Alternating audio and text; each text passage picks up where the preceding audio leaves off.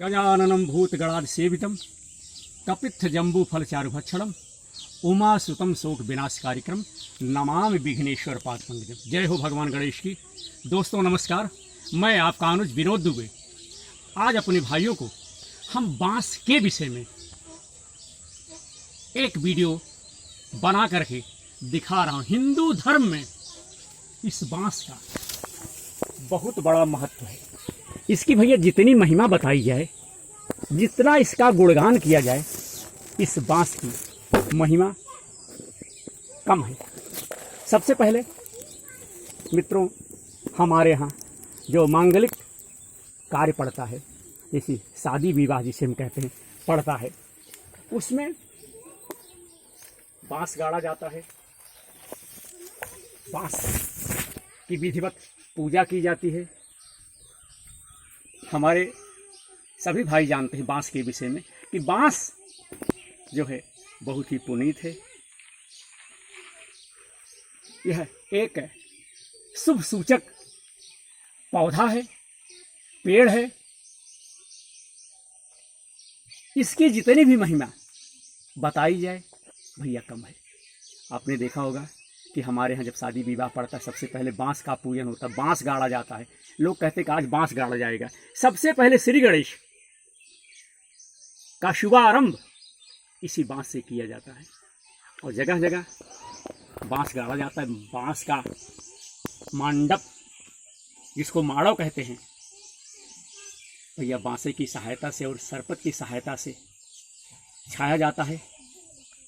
कहीं कहीं मित्रों एक बांस की पूजा होती है और कहीं कहीं जहाँ मंडप बनाया जाता है वहाँ पर 5 बांस का जो है खंभा गाड़ा जाता है। बांस का खंभा गाड़ा जाता है। तो बांस का महत्व हिंदू धर्म में बहुत ही महत्व है। और भैया यह मंगलिक कार्य के जो है शुभारंभ के अवसर पर लगाया जाता है। और देखिए हमारे क्षेत्र में बांस बहुत। और मित्रों एक चीज़ हम प्रेम भाइयों से और बताना चाहता हूँ कि जब मनुष्य का अंतिम समय आता है, जब मनुष्य इस संसार से छोड़ करके परलोक चला जाता है, इसलिए कि प्रत्येक मनुष्य को, प्रत्येक देशवासी को यह मृत्युलोक है। इस मृत्युलोक से गमन करना पड़ेगा, जाना पड़ेगा। तो जब हमारी यह शरीर जो मिट्टी से बनी हुई है और मिट्टी में प्राप्त हो जाती है, तब इन्हीं बांस को काट करके इनकी भैया सैया, या कहिए जिसे हम लोग टिटकी कहते हैं, अंत समय में यह बांस जो है हमारे मरने पर भी हमारे कार्य में प्रयोग किया जाता है।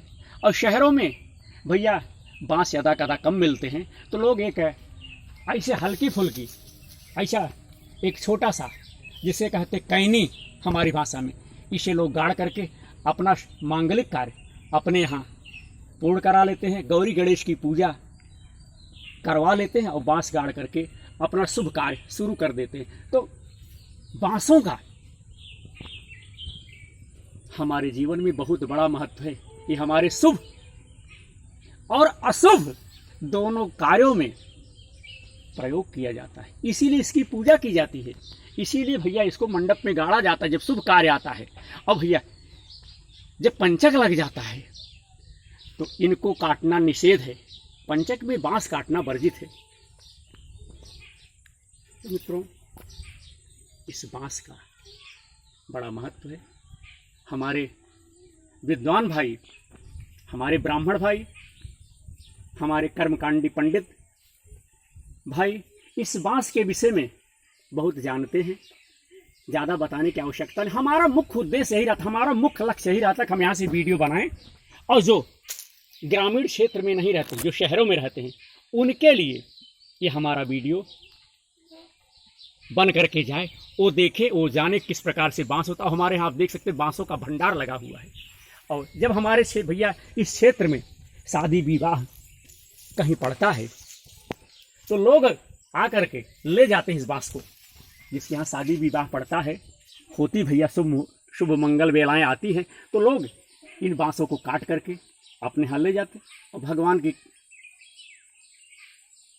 कथा में, भगवान के कार्य में, भैया कथा में तो नहीं लेकिन भगवान के कार्य में इस बांस का प्रयोग करते हैं।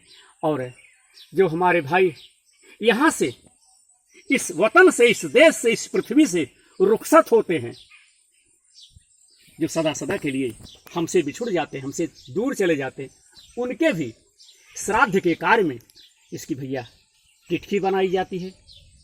और उसी पर अंत समय में भी यह मनुष्य के कार्य में प्रयोग किया जाता है। यह बांस जो है मनुष्य के शुभ और अशुभ दोनों कर्मों में, दोनों कामों में इस बांस को प्रयोग किया जाता है। इस बांस की महिमा, इस बांस का भैया महत्व बहुत ही बड़ा है। इसके विषय में जितना भी प्रकाश डाला जाए, जितना भी भैया बातचीत की जाए, जितना भी वाद विवाद किया जाए वो कम है। तो बांस जो है एक सफल सुंदर पौधा है। यह मनुष्य के हर समय भैया कार्य में आता है, जैसे चारपाई बनाने में या कुछ और। पहले तो भैया इसी बांस से पूरे कच्चे घर का निर्माण होता था। अब कच्चा मकान कहाँ रह गया। हमने कुछ समय पहले वीडियो बनाया था और लोगों ने देखा। और मित्रों, हम अपने भाइयों से एक निवेदन करता हूँ कि अगर हमारे भाइयों को, हमारे देशवासियों को यह वीडियो अच्छा लगे तो शेयर करें, लाइक करें। बाकी आपकी जैसी इच्छा। हम तो भैया मानवता के काम में जुड़े हुए हैं, मानवता का कार्य कर रहे हैं।